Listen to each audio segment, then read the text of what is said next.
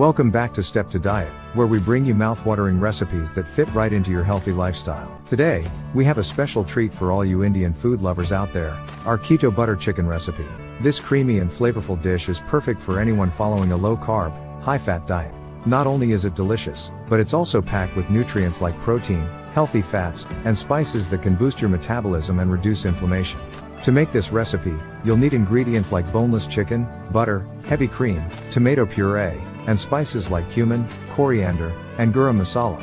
Now, let's get to the fun part, the preparation. We'll take you through each step, from marinating the chicken to sautéing the spices and creating that velvety sauce that makes this dish so special. And there you have it, folks. Our keto butter chicken recipe is ready to be devoured. Serve it with some cauliflower rice or a side salad for a complete meal that's both tasty and nutritious. Thanks for tuning in to Step to Diet, and don't forget to like and subscribe for more healthy recipes like this one.